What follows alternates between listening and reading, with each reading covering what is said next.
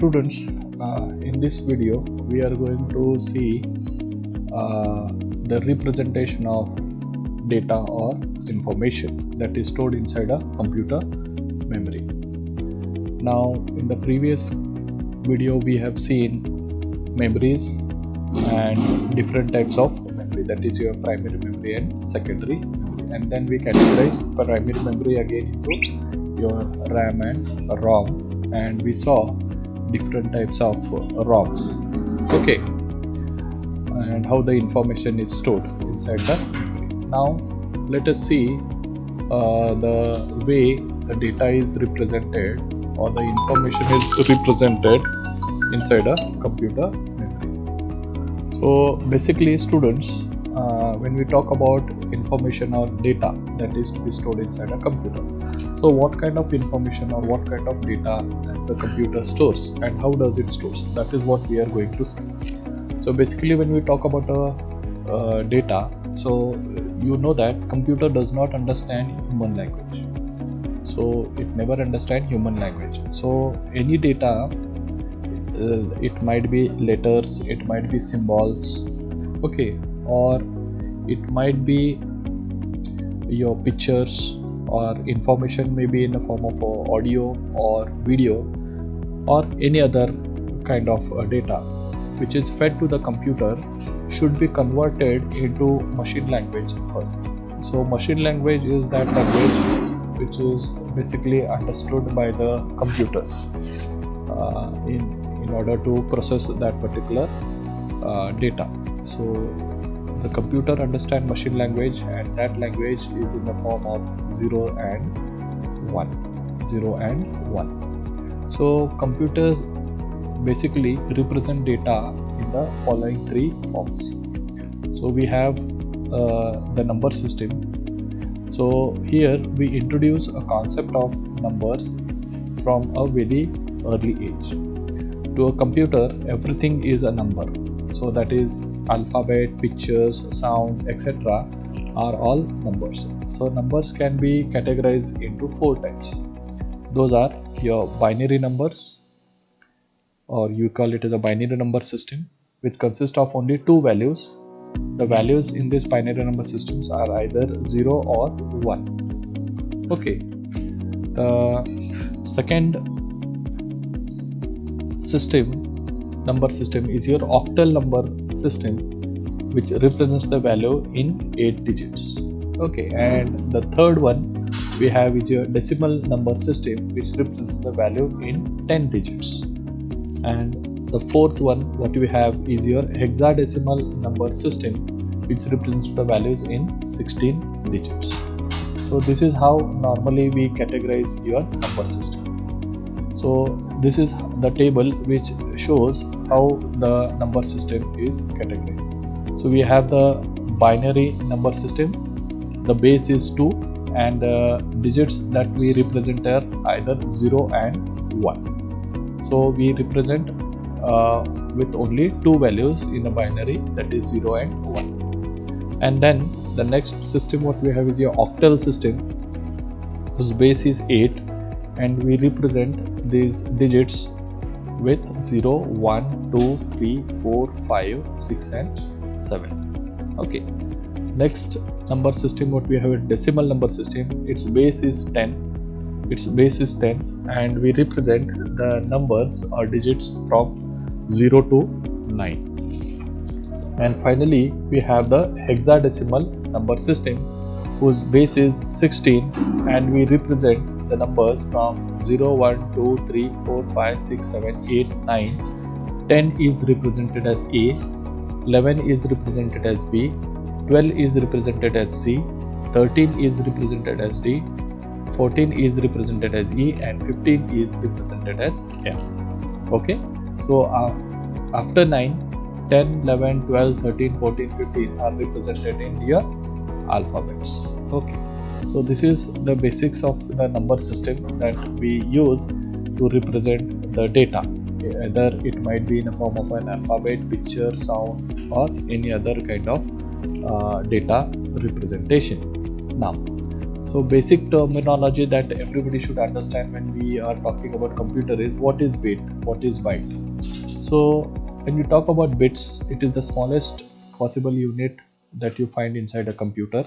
So a bit is the smallest possible unit of data that a computer can recognize. What is bit? A bit is the smallest possible unit of data that a computer can recognize or use. So computer usually uses bits in groups. So computers usually uses bits in groups. Okay, fine. Now apart from that, we have the next terminology, that is bytes. Okay, so what is byte? When we talk about byte, it is a group of 8 bits. It is a group of 8 bits. So when we talk about bits, it is either 0 or 1. Okay, it can be a bits can be either 0 or 1, where a computer can recognize. So computer understand which language? Computer understand your machine level language. Computer understands your machine level language. Okay, computer understands your machine level language, which is in a form of 0 and 1. Okay, so a 0 and 1 we call it as a bit. Okay, which is a 0 or a 1 we call it as a bit, which is the smallest possible unit of data that a computer can recognize or use. So what are bytes? Bytes are group of 8 bits. Bytes are group of 8 bits. Okay, so we call it as a byte. So group of 8 bits, a group of 8 bits is called a byte. A group of 8 bits is called as a byte. So here a half a byte is called a nibble. So here you can see 0 or 1. This is 1 bit. This is 1 bit. This is 1 bit. This is 1 bit. This is also 1 bit. So a group of zeros and ones, a group of zeros and ones, 8 bits, a group of 8 bits. It can be either 0 or 1, form a byte. So 1 byte is equal to 8 bits, and bits can be either in a form of 0 or 1. Okay, so hope you have understood the basic terminology. Bits, or a bit is the smallest possible unit of data that a computer can recognize or use. Usually computer usually uses bits in groups. So a bit is either 0 or 1. Byte or bits, group of 8 bits is called as a byte. Half a byte is called a nibble. Okay, this is how you can see. Okay, 1 byte is represented. It has 8 bits. 1, 2, 3, 4, 5, 6, 7 and 8. So it can be all ones, it can be all zeros, or it can be a combination of zeros and ones.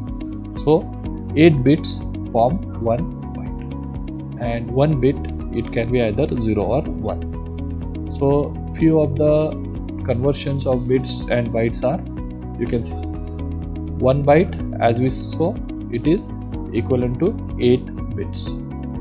1024 bytes, 1024 bytes, okay, is equivalent to 1 kilobyte, 1 KB, 1 kilobyte. 1024 kilobytes, 1024 kilobytes is equal to 1 megabyte. 1024 megabytes equal to 1 gigabyte, and 1024 gigabyte equal to 1 terabyte. And similarly, you can find the other conversion of byte value to a bit value. Okay, so this is how the conversion of bits and bytes is shown in the table. Okay, now when we talk about a text code format is used commonly to represent alphabets, punctuation marks and other symbols. 4 most popular text code systems are your ABCDIC code, your ASCII code, ASCII code, extended ASCII code, and your Unicode. So these are the 4 popular text code systems that are used in a computer system. So we'll just look it in brief. So what is EBCDIC stands for? It stands for Extended Binary Coded Decimal Interchange Code. It is an 8-bit code that defines 256 symbols. Given below is the ABCDIC tabular column, where we can see the special characters. We can see the special characters and the binary representation of those special characters. So when you press a greater than symbol, or when you press a percentage symbol, so it is converted into its equivalent ABCDIC code. That is your Extended Binary Coded Decimal Interchange Code. It gets converted to a 8-bit code where computer will recognize what is the character being pressed, and the same character will be displayed on the monitor or a screen once it is been processed by your CPU. So along with that, you can see the alphabetic. When I say A, it is going to be converted into a 8-bit code, which is in the form of zeros and ones. It will be 1 1 1 0 0 0 0 1, and similarly you can find the other characters also been representing their respective ABCDIC code. Okay, so the next code that we have is your American Standard Code for Information Interchange. It is an 8-bit code that specifies character value from 0 to 127. So ASCII code is nothing but your American Standard Code for Information Interchange. It is an 8-bit code that specifies character values from 0 to 127. So if you have a decimal value 0, okay, the ASCII code that is going to be represented is 000 000 000 0000. Similarly, we have the ASCII code for 1, 2, and later we have the ASCII code for 10. Okay, fine. Then we have the Extended American Standard Code for Information Interchange. It is an 8-bit code that specifies character values from 128 to 255. So the Extended American Standard Code for Information Interchange tabular column shows the values of the other symbols that can be used with the computer. Okay, so you can see the symbols and the code written in front of that particular symbol, which will be represented in a binary format. And then finally we have the Unicode format. Unicode Worldwide Character Standard uses 4 to 32 bits to represent letters, numbers and symbols. So here you can find the Unicode tabular column, which represents the various symbols. Okay, so these are few of the code representations that you can see, okay, that you can see which can be used in a computer, okay, to represent your alphabets, punctuation marks and other symbols. Okay, so few of the popular text code representations are your Extended Binary Coded Decimal Interchange Code, then your American Standard Code for Information Interchange, your Extended ASCII and your Unicode. And then we have seen what is bits and what is byte and various form of representation of bytes and their bits. Okay, so the decimal representation, the hexadecimal representation, the octal representation and your binary representation in your number system.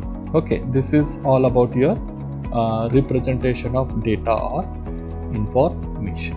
Okay, the next part that we are going to study is with respect to your computer codes. So what exactly is your computer ports? Okay, so what is a port? That is what we need to understand first. A port is a physical docking point. A port is a physical docking point. Okay, using which an external device can be connected to the computer. So it is a point where external device can be connected and can communicate with the computer in an easy way. We call it as a port. Okay, it can be programmatic docking point through which information flows from a program to the computer or over the internet. Okay, so a port can also be a programmatic docking point through which information flows from a program to the computer or over the internet. So what are the characteristics of ports? A port has the following characteristics. The first one is external devices are connected to a computer using cables or ports. So any external device like your keyboard, like your mouse, your pen drive, if you are connecting an external hard disk drive, or you are connecting a cable wire, or you are connecting your mobile phone, okay, so or any other electronic device, okay, you are connecting, they are connected to the computer using cable or ports. So ports are slots on motherboard into which a cable of external device is plugged in. Okay, you can communicate with the computer, you can get connected with the computer with the ports that are available on the motherboard. So ports are nothing but the slots on the motherboard into which a cable or extension device is plugged in. So how do you connect your sound system? So you know there are two ports which are connected. You can see how you have connected your USB pen drive, okay, or if you want to connect your video camera or any other devices, then you have the ports through which you can plug in and you can communicate. So example of external device attached via ports are your mouse, your keyboard, your monitor, your microphone, your speakers, your pen drives, and so on are some of the examples of external devices that can be attached via port to the computer. Here are few of the symbols that you can find on the monitor or on your laptop which represents what kind of a port it is. Okay, so here you have the power supply port. Okay, then you have the Ethernet RJ45 connector, then you have the modem connector. Okay, so this is used for connecting your internet cable, which is an RJ45 cable, to your monitor, to your CPU. Okay, then you have the USB connection. Okay, USB connection, HDMI cable if you want to connect, then you have such kind of a port. Then you have the VGA port through which you connect your monitor or any graphical devices. Then you have this digital video interfaces. Then here this is the port you could find used for mic connection. Then this is used for listening to music and other things. Okay, then we have this serial port and your PS2 port, normally used for connecting your keyboard and mouse. Then you have the game port. Okay, and then you have the parallel ports. So all these ports helps the external device to communicate with the computer. So let us now discuss, students, a few important types of ports. The first one is nothing but your serial port. So what is serial port? Serial port is used for external modems and older computer mouse. Okay, serial port is used for external modem and older computer mouse. Okay, there are two versions of serial port. One is the 9 pin and the 25 pin model. Okay, so whenever you connect any external device through this serial port, the data transfer takes place at 115 kilobytes per bits per second. So this is the rate of transfer of data from one device to another device which is connected to a serial port. Next port that we have is your parallel. So is used for scanners and printers. So parallel ports are used for scanners and printers, also called the printer port. So it is a 25 pin model and it is an IEEE 1284 compliant Centronics port. So IEEE is one of the standards which give the name to the ports that it is designing or communicating. Okay, next one what you have is a PS2 port. So used for old computer keyboards and mouse, also called mouse port. Most of the old computers provide two PS2 port, each for the mouse and keyboard. So the IEEE 1284 compliant Centronics port it is.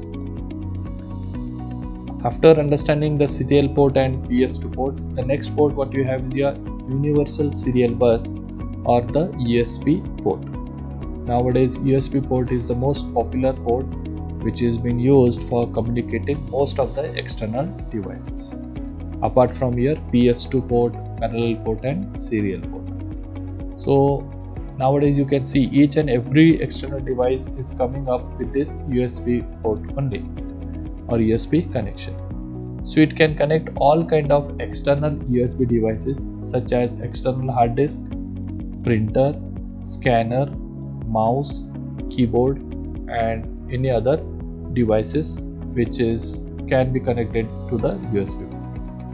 It was introduced in the year 1997. So most of the computer provide two USB ports as minimum. So the data travels at 12 megabits per second.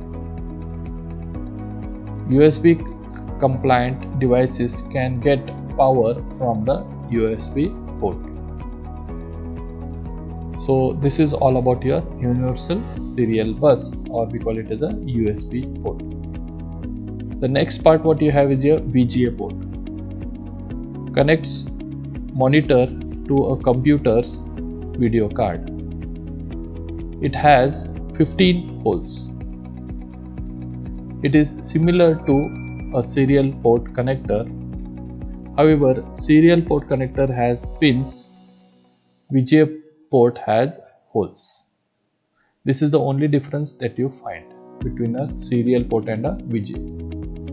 And then we have a power connector. It has a 3-pronged plug, connects to the computer's power cable that plugs into a power bar or wall socket. Another port that we have is your FireWire port. Transfers large amount of data at very fast speed.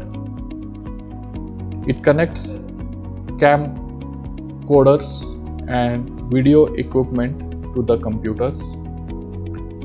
Data travels at 400 to 800 megabits per second, and it was invented by Apple. It has 3 variants. The first variant is the 4-pin FireWire with 400 connectors, 6-pin FireWire with 400 connectors, and 9-pin FireWire with 800 connectors. Then the next port what we have is your modem port. Connects a PC's modem to the telephone network. Basically, whenever you are using internet, okay, whenever you are using an internet through a private telephone cable service provider, then they provide you a modem through which you can connect your PC to the telephone network. Then for that, to connect the modem, we have a modem. And then we have the Ethernet port, connects to a network and high-speed internet, connects the network cable to a computer. This port resides on an Ethernet card. Data travels to 10 megabits to 1000 megabits per second depending upon the network bandwidth. Then we have the game port. This port is used to connect a joystick to a PC,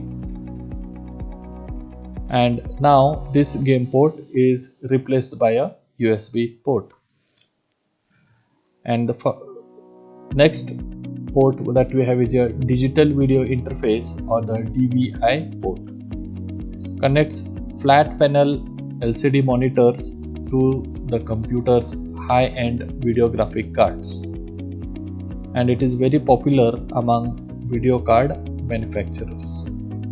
And the final one what we have is your sockets. So sockets connects the microphone and speaker to the sound card of the computer. So these are few of the ports, students, that we have on a computer through which we can connect most of the external devices, through which the communication of external devices, that is transfer of information, takes place. So this is all about today's class.